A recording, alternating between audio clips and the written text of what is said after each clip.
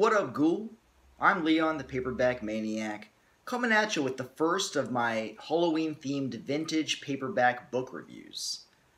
Tonight, we are taking a look at The Nightrunners by Joe R. Lansdale. Now, this lovely edition I'm holding in my hands is from Tor. It was put out in 1989.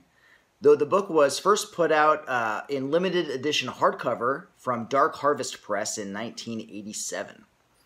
But I've always been a fan of this cover art, even though it really has nothing to do with the novel. But who cares? It's awesome, right? I will go ahead and read the synopsis from the back cover. The Nightrunners are coming. Becky could not forget what they'd done to her on that terrible night of pain and terror. Brian remembered the way she'd screamed and how it had all gone wrong. Clyde had got caught and hung himself in his cell. Now Brian was the leader of the Nightrunners, and it was all her fault. The god of the razor smiled, needle teeth and razor blade claws gleaming in the blackness of Brian's mind. Her fault. Brian had to put things right. So this book begins with a prologue, as they all do.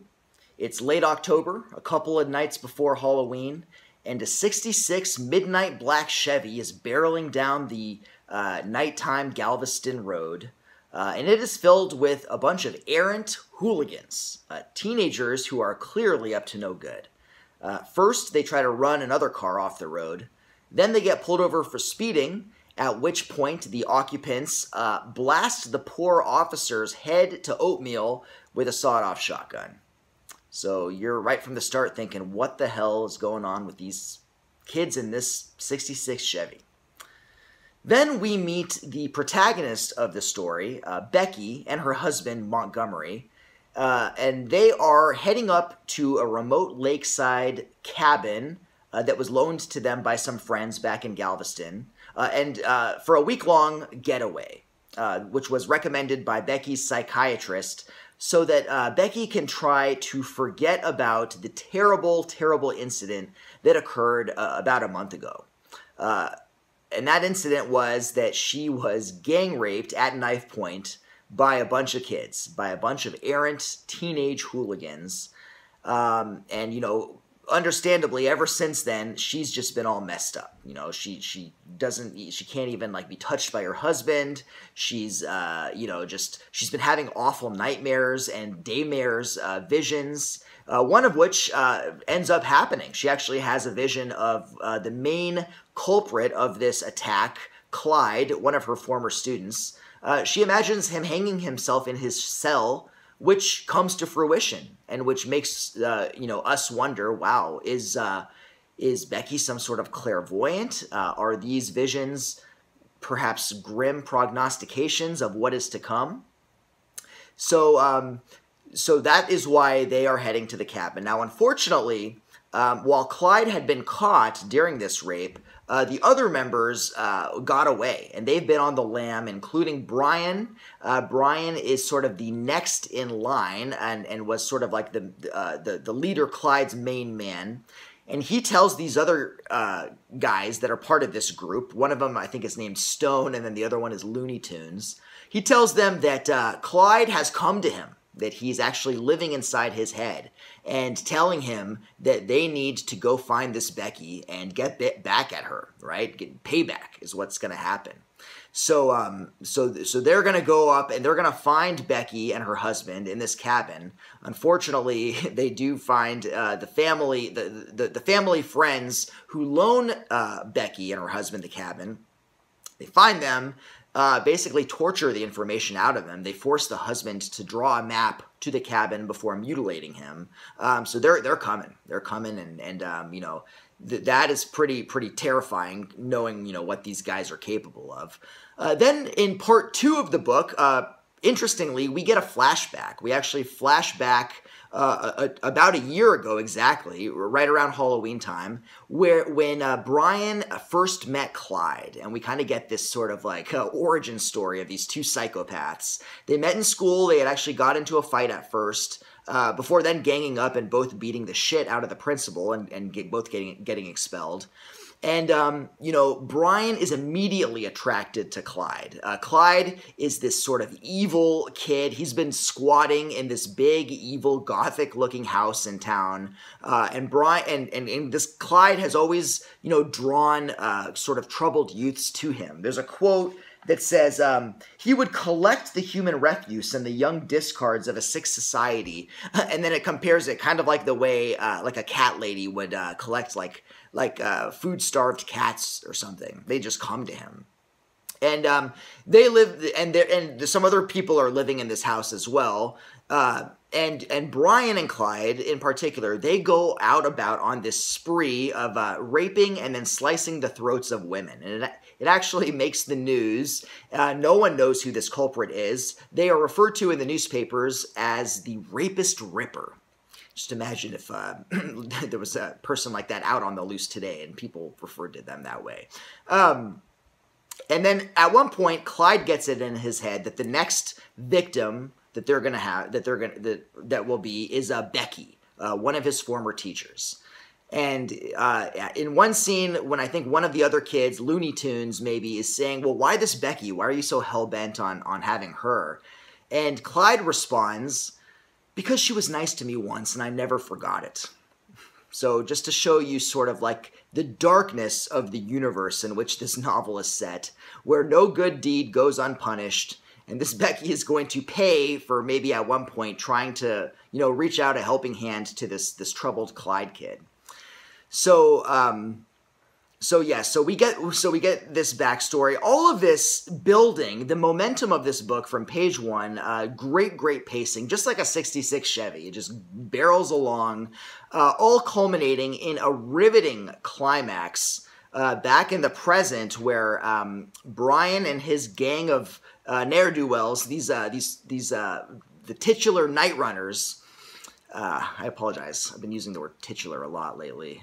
But these guys, they show up. They finally find the cabin. Of course, they had stopped at the local gas station and stolen some latex, good old latex Halloween masks, which they put on for good measure, just because why the hell not? That's just cool. So they show up and they...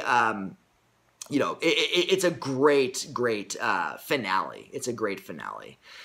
So my thoughts on this book. This is actually a reread for me. I've read this book, once before, and my appreciation for it has not gone down in the least. This book, for one thing, if I were ever, say, theoretically, to assign this book to my students to read, and if I were to assign an essay to go along with it, one possible theme statement I might expect is something along the lines of, the world is going to hell in a handbasket, because this book is very, very bleak. It's actually very clear that this is one of those young, angry man novels that a lot of authors write early in their careers. Now, this one, I think, was written when Lansdale was, I think he was about my age. He was 35, I believe. But it's very clearly a young, angry male novel, very, very cynical, and, bordering almost on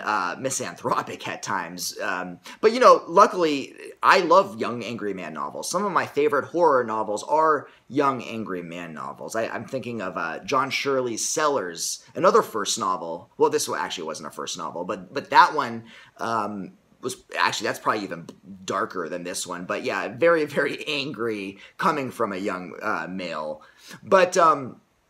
yeah, this book, there is so much to recommend here. Of course, the language is just beautiful. Lansdale is one of these writers, one of the few who always impresses with his ability to make just gorgeous sentences.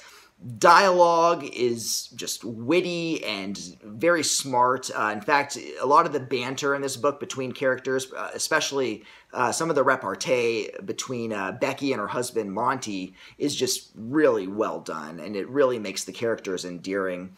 Of course, it's got humor as well, humor which is needed at times, just the right amount to sort of leaven the gravity of some of the topics and themes in this book, because it would need that, because the violence in this book is really next level. I mean, there's a reason it was partly, I think mostly maybe this book, that made Lansdale considered a splatterpunk back in the day, when that phrase was briefly used in the later 80s.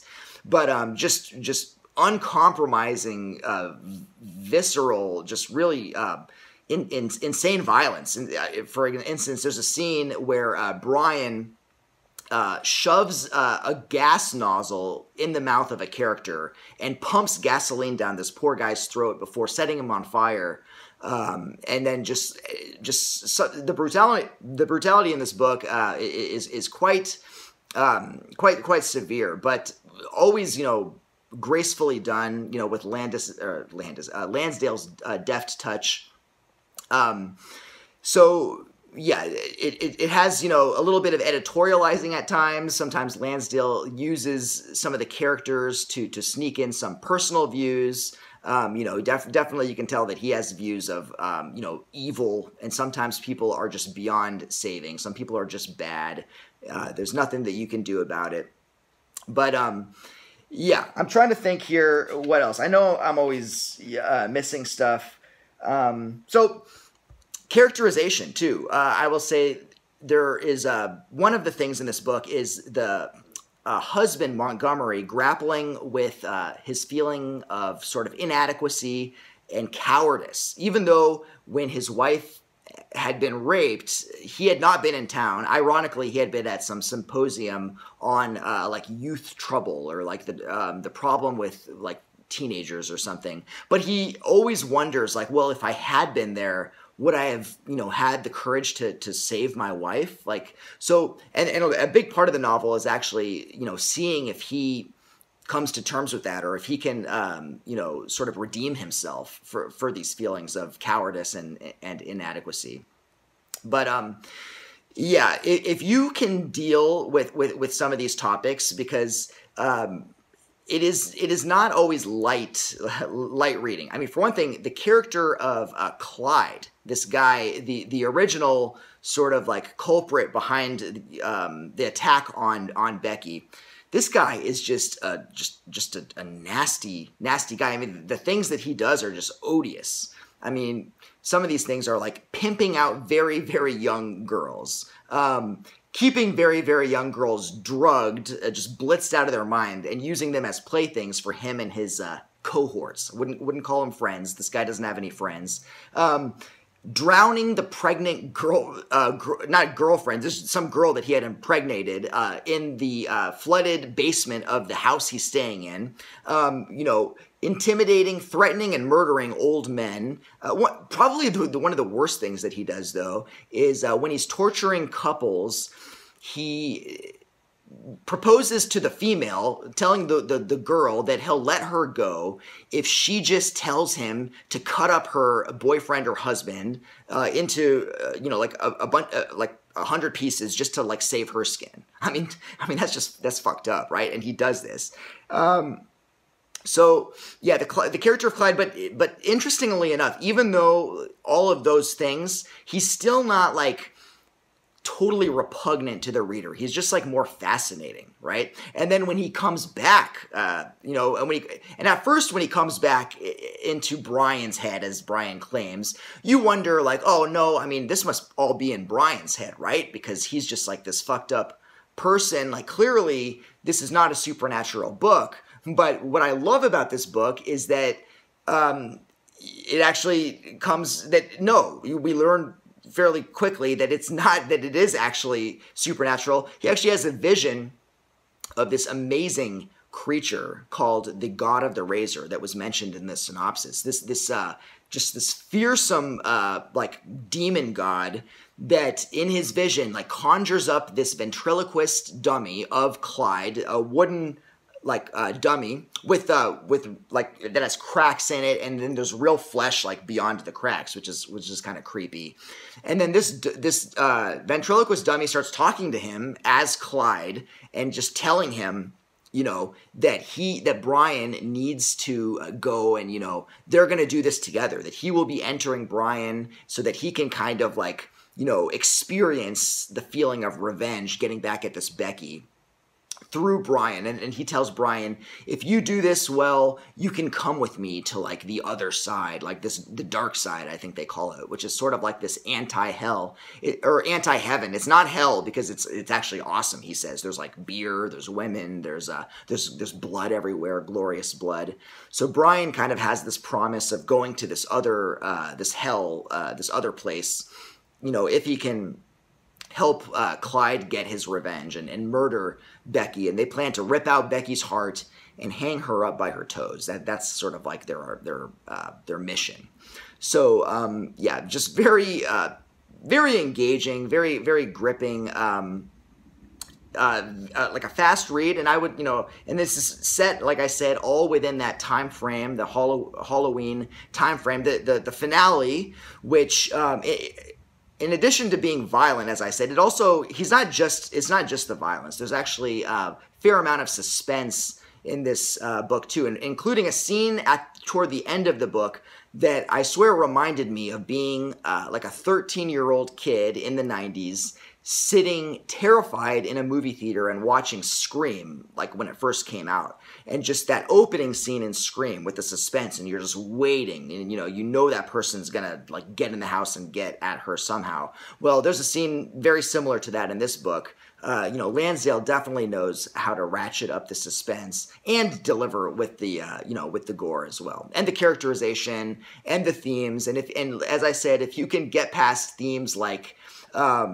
you know, like teen necrophilia, for example, rape, gang rape, matricide, mutilation, some of these topics, if you can get past that, I mean, what we have is a really well done novel, and a novel by a guy who's clearly like an intelligent writer who is working out probably some anger issues at the time, but that is incredibly entertaining nonetheless. So yes, The Nightrunners gets my high recommendation. If you've never read it, this month, October, is the perfect time to do it. I think this book is readily available on e-reader, and I'm sure it's been reprinted as well. So definitely check it out if you haven't. It's a favorite of mine. So that's going to be it. Hope you enjoyed the review. Check back tomorrow, I believe. I'm going to have another video, something a little different, but it should be fun. And more Halloween-themed book reviews as the month goes on. So yeah, thanks for watching. I will see you guys later. Peace out.